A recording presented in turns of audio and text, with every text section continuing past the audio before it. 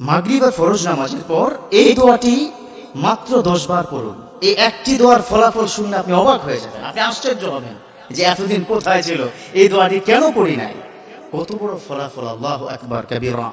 যারা মাগরিবের পর এই একটি দোয়া মাত্র 10 বার পড়বে, প্রতিদিন নয় সারা জীবন তার ফলাফল পেতেই থাকবে। আল্লাহু আকবার।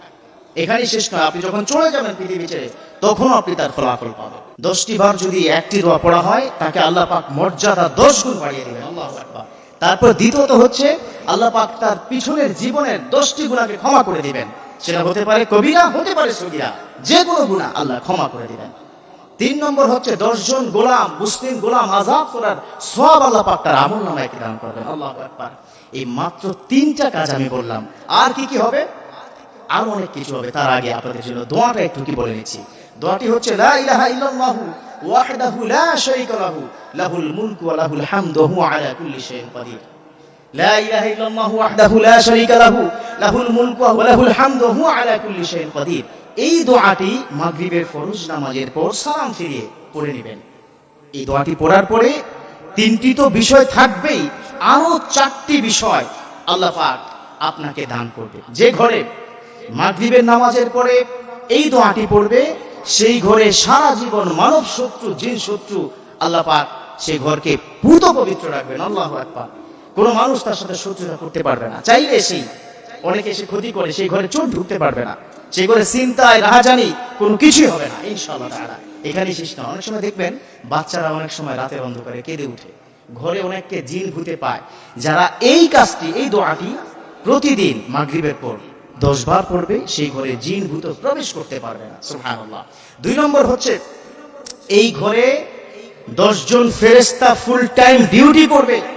অনেক সময় এলাকাতে আপনারা দেখবেন দারোয়ানরা বা রাতে যারা নাইট গার্ড আছে তারা কি ডিউটি করে, এক পাশ থেকে অন্য পাশে কি যেতে, এই পাশে কিন্তু চুরি হয়ে যায়, খবরও থাকে না। কিন্তু এখানে 10 জন ফেরেশতা ফুল টাইম ডিউটি করবে আপনার জন্য, আমার জন্য, যাতে করে ঘরে একজন ডাকাত, একজন চোর বা কোনো বিপদ যাতে করে না আসে।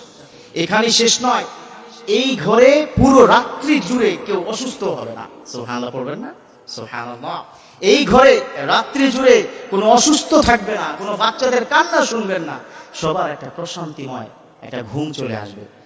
এবং এখানেই শেষ নয়, এই ঘরে আল্লাহ পাক 10 জন ফেরেশতা সারাক্ষণ তাসবিহ তাহলিল করা এবং তাদের জন্য মাগফিরাত কামনা করে। দেখুন দোয়া পড়েছেন কতটি? একটি পড়েছেন মাত্র 10 বার। এই দোয়াটি পড়তে কিন্তু সর্বোচ্চ 30 সেকেন্ড সময় লাগে। এই 30 সেকেন্ডের কি বিনিময়ে আপনি 60টি বড় বড় সওয়াব আপনি কিন্তু লাভ করছেন। সুবহানাল্লাহ। প্রিয় বন্ধুরা, প্রিয় মুসলিম ভাইরা, এই 30 সেকেন্ড সময় দিবেন প্রত্যেকদিন মাগরিবের নামাজের পর, পড়বেন লা ইলাহা ইল্লাল্লাহু ওয়াহদাহু লা শারীকা লাহু লাহুল মুলকু ওয়া লাহুল হামদু ওয়া হুয়া আলা কুল্লি শাইইন কাদির। এটা যদি 10 বার পড়েন, সারা রাত সওয়াব আর সওয়াব, বিপদ আপদ বালা মুসিবত থেকে মুক্তি, অসুস্থতা থেকে মুক্তি, প্রশান্তিময় ঘুম। অনেকে ওষুধ খান, ঘুমের ওষুধ, কিন্তু ঘুম আসছে না।